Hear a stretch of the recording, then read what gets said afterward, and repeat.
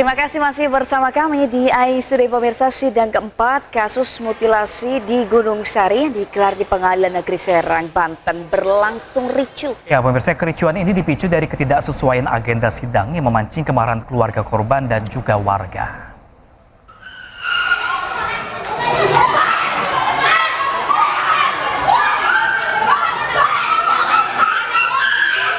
Ratusan warga memadati ruang sidang untuk mengikuti proses hukum terdakwa M, pelaku kasus mutilasi di Gunung Sari.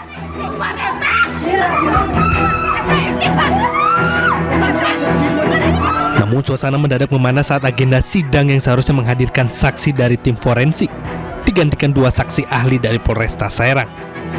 Kericuhan tak terhindarkan, keluarga korban meluapkan kecewaannya kepada aparat yang bertugas menjaga keamanan persidangan.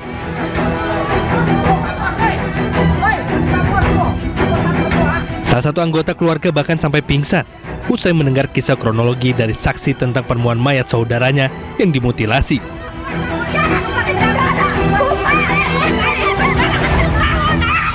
Keluarga korban menuntut hukum maksimal bagi terdakwa termasuk hukuman mati. Yang tadi hanya dari Polres. Saksi ahli? Saksi, bukan saksi Polres, ya ahli, mungkin ahli. Berapa orang, Pak? 2 orang. Kan rencana tadinya perkirakan kan saksi dari Polres, juga dari saksi dari forensik. Ternyata dari forensik belum dihadirkan karena Kamis 8. Jadi kasusnya akan ditunda-tunda gitu, Bu. Kami berharapnya kan hari ini tuh dari saksi forensik segala itu hadir. Gimana cuma Kapolri doang yang hadir. Forensik hadir. Kita kecewa sih, Bu, sebenarnya ya. Udah 4 kali sidang forensik hadir. Sidang kasus mutilasi ini masih akan berlanjut. Namun keluarga korban meminta agar prosesnya berjalan transparan, adil, dan sesuai dengan rasa kemanusiaan. Dari Serang, Banten, Mahesa Apriandi, iNews melaporkan. Sementara itu pemirsa, Polda Jawa Barat juga masih memburu 3 orang yang menjadi donatur dan otak sindikat penjualan bayi ke Singapura. Polisi juga akan menyelidiki jaringan pembuat dokumen imigrasi di Kalimantan Barat.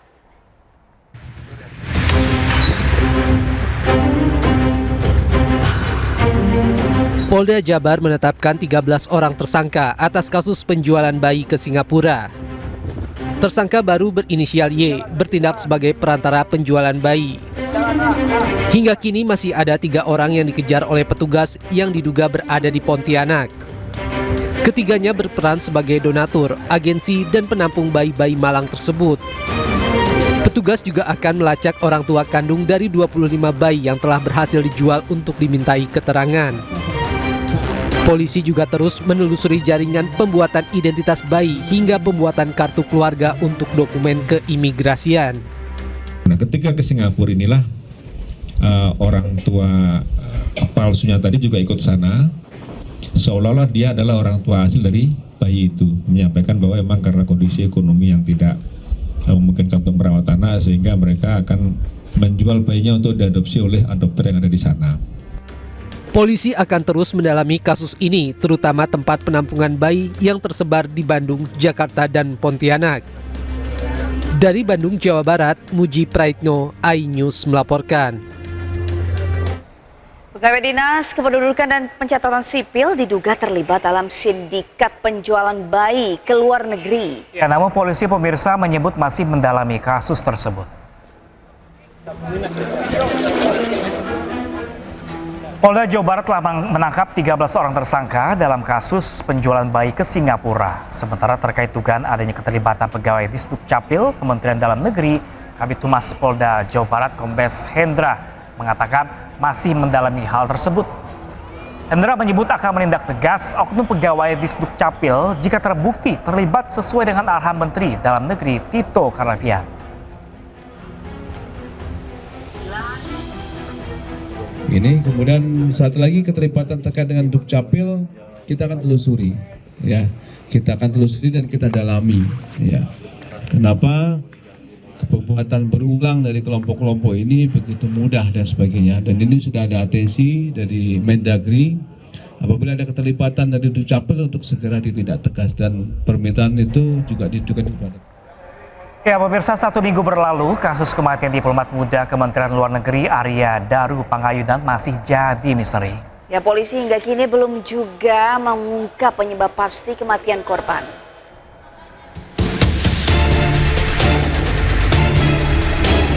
Satu minggu berselang, kasus kematian diplomat muda Kementerian Luar Negeri Arya Daru Pangayunan dengan wajah tertutup lakban hingga kini masih menjadi misteri.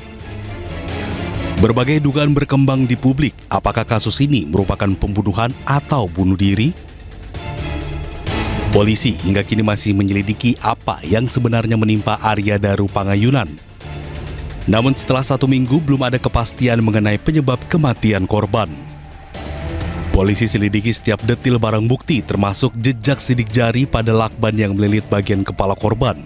Selain itu, polisi juga menunggu hasil penyelidikan patologis terhadap organ tubuh korban. Sejumlah saksi sudah diperiksa termasuk penjaga kos dan istri korban. Usai olah TKP, polisi pastikan tidak ada dokumen dan barang berharga yang hilang. Tidak ada indikasi kekerasan pada tubuh korban. Sementara itu, pakar mikroekspresi Kirdi Putra mengungkapkan korban tidak mungkin bunuh diri karena tidak mungkin kondisi seseorang yang melakukan bunuh diri akan terlihat sangat tertata rapi saat ditemukan. Orang bunuh diri itu biasanya pilihannya adalah dia mau cepat atau dia mau tampil tidak terlihat bunuh diri misalnya karena tidak ingin misalnya membuat orang-orang yang ditinggal itu terganggu hidupnya atau misalnya malu atau misalnya jadi bahan omongan, jadi kayak kecelakaan misalnya. Atau yang satu lagi maunya cepat. Nah, kalau bayangkan bahwa kita melilit, nggak usah pakai lakban deh, pakai tisu gulung aja dililit, itu butuh waktu lama loh dan sulit loh. Dan itu pasti seseknya itu membuat tubuh itu nggak karuan gerakannya. Dan ini masih terbungkus rapih di dalam selimut, rapih juga lakbannya di muka. Buat saya ini sangat kasus yang cukup absurd dan arahnya sebagian besar sudah kecil untuk bunuh diri. Sebelumnya diketahui Arya Daru Pangayunan pernah menangani kasus tindak pidana perdagangan orang sebelum kematiannya. Meski demikian, polisi belum menginformasi apakah kasus TPPO yang ditangani memiliki keterkaitan dengan kematian sang diplomat muda. Dari Jakarta, Tim Liputan iNews melaporkan. Sementara itu pihak keluarga Arya membeberkan sejumlah hal mencurigakan aktivitas Arya sebelum ditemukan tewas dengan wajah terlakban. Ya, pemirsa, ini salah satunya pemirsa terkait persiapan almarhum yang akan bertugas ke Finlandia. Sebelum ditemukan meninggal, Arya Daru sempat berbelanja pakaian di mall pada 7 Juli 2025. Pakaian itu nantinya akan disiapkan Arya Daru untuk tugas di Helsinki, Finlandia pada akhir bulan Juli nanti. Momen itu pula jadi saat terakhir istri Arya Daru, Meta Ayu Puspitasari berkomunikasi dengan suaminya. Sementara di pukul 21 waktu Indonesia Barat, Arya Daru antri taksi untuk pulang ke Indekos usai belanja baju di mall. Atau dalam perjalanan pulang di taksi, Arya Daru juga sudah tidak bisa dikontak oleh istrinya. Namun, dari pengakuan penjaga Indekos, Arya Daru tampak mengambil pesanan makanan via online sekitar pukul 21.30 waktu Indonesia bagian Barat dan sempat bertegur sapa dengan penjaga.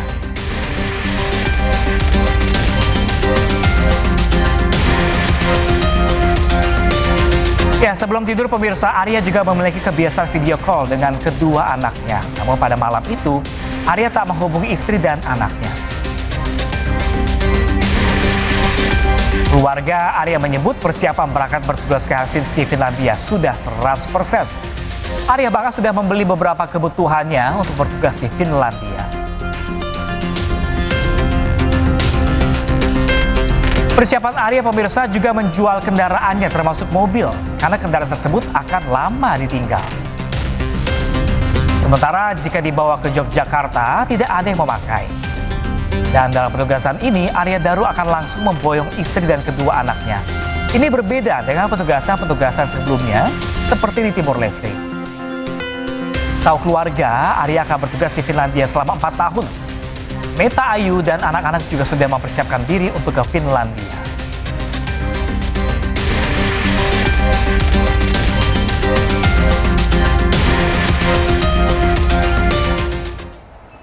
pemirsa, Kapolri Jenderal Listio Sigit menegaskan penyelidikan terkait kematian diplomat muda Kementerian Luar Negeri masih terus berlangsung. Hingga kini polisi masih menunggu hasil pemeriksaan laboratorium forensik.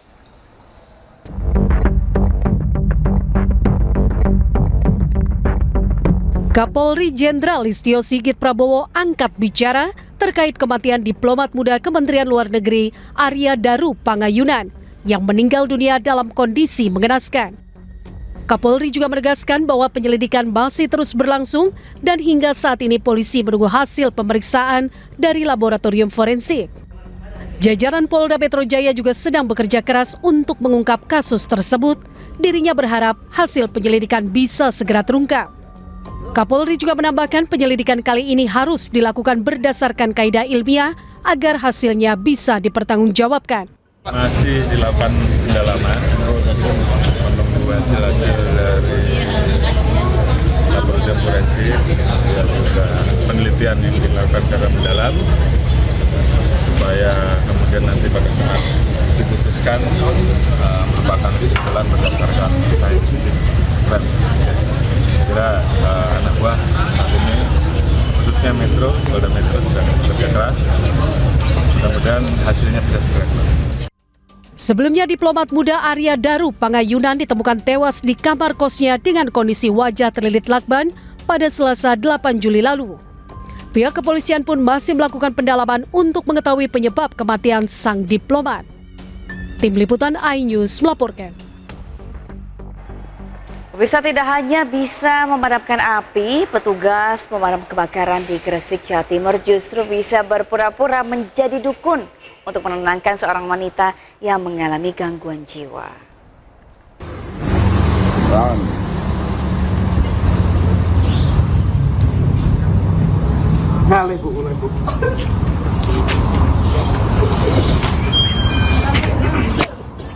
Video amatir merekam momen seorang petugas pemadam kebakaran melakukan gerakan-gerakan yang menyerupai ritual supranatural yang biasa dilakukan seorang dukun. Aksi ini dilakukan untuk menenangkan seorang wanita yang mengalami gangguan jiwa agar pulang kembali ke rumahnya.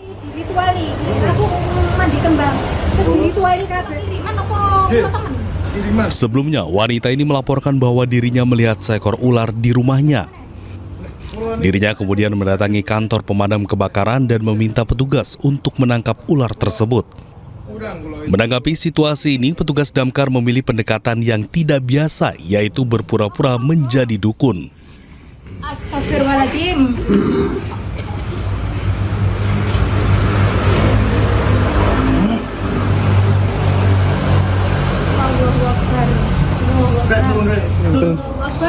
Interaksi antara petugas dan wanita ini berlangsung dengan nuansa yang sedikit supranatural, sehingga suasana pun menjadi kocak.